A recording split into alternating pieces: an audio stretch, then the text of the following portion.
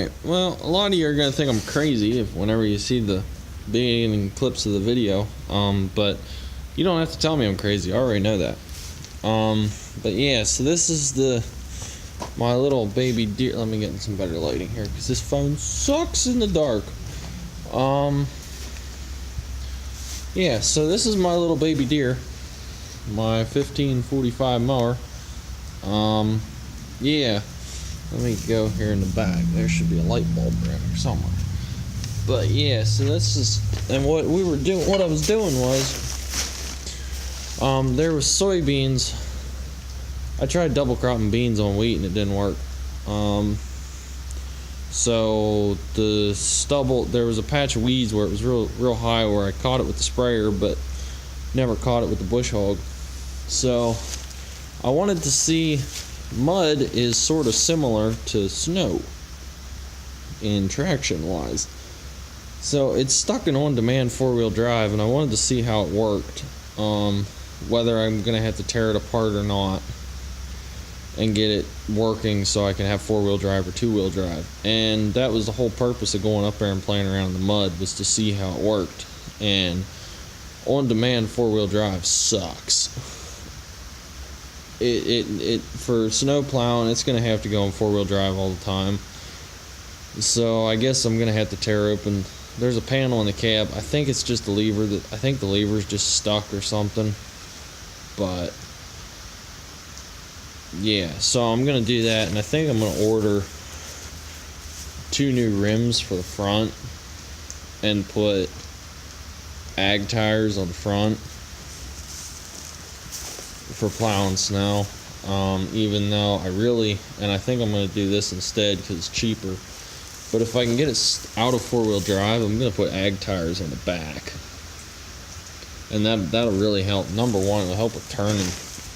Help the stupid thing turn, because even in grass it doesn't like to turn very well.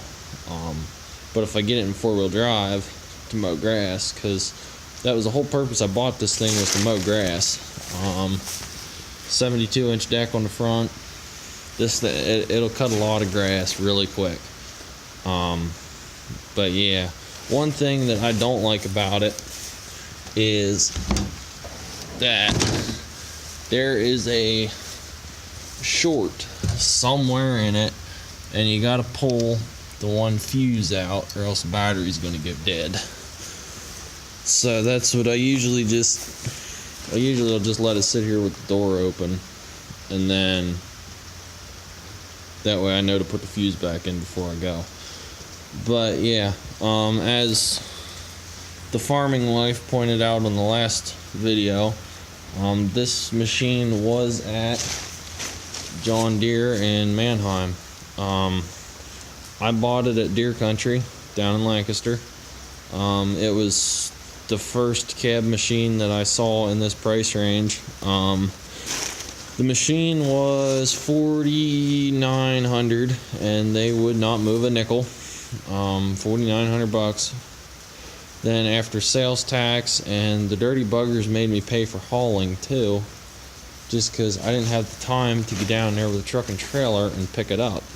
I tried to get it whatever the price was plus the sales tax delivered, but they wouldn't do it. So by the time everything was all said and done, I got $5,500 in the machine, which I'm not complaining about that at all, because you try to find a cabbed John Deere 1545 Series 2 for $5,500 that's in half decent shape, because this machine only has 3,730 hours on it, which is a lot on a small 3-cylinder Yanmar, but I'm planning on doing a complete full service on it once winter rolls around, or once I'm done with winter and done plowing snow. But yeah, and then the mower deck's gonna get a complete service too. I'm gonna put new blades and everything in it just because I am being pretty rough on it right now. But I would like to, like I said, find another mower deck, probably I'd really like a 62-inch rear discharge, just for mowing lawns around here, and then keep this 72-inch, because I'm going to use this over the summer to mow the field roads instead of using the tractor and bush hog. Just because this thing is so much more maneuverable than a tractor and bush hog. And all the field roads are grass. There's no briars or stickers or whatever growing up in it. But yeah, so that's what this machine's going to get used for. Hoping to...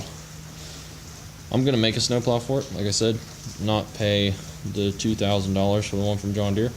I'm looking to buy another one though. Another machine like this, similar to this one though, for mowing grass at my house. Either that or I'm going to have to find somebody that will pay me to mow the grass in between the house and the farm here. It's about a 20-minute ride if I drive it back and forth between the house. It'll do 15 mile an hour down the road, but it's about a 20-minute ride. So, which I mow Graham and Pap's grass for. Pap puts the diesel fuel in it, so I mow their grass for him. But if I can find a yard like in between the farm and the house, like 10 minutes from the house and 10 minutes from the farm, I'll take it home and use it to mow grass at the house, because it is a heck of a lot nicer than using a riding mower. People thought I was it was delivered. Whenever it was delivered, everyone thought I was crazy. They're like, why did you go buy this? I wanted one since I was 16, number one, and you mow grass with a front mower, you'll never go back to a riding mower again. Everyone says you mow grass with a zero turn, you'll stick with a zero turn. I beg to differ. I mowed grass with 72-inch zero turn at my high school. This thing will outcut that stinking zero turn any day. The only thing is this one does not like side hills. You got to mow them up and down instead of across the side of them, but that isn't a terrible big deal because it does not hold on hills worth a darn. But yeah, so anyways, thanks for watching, guys. Have a good one.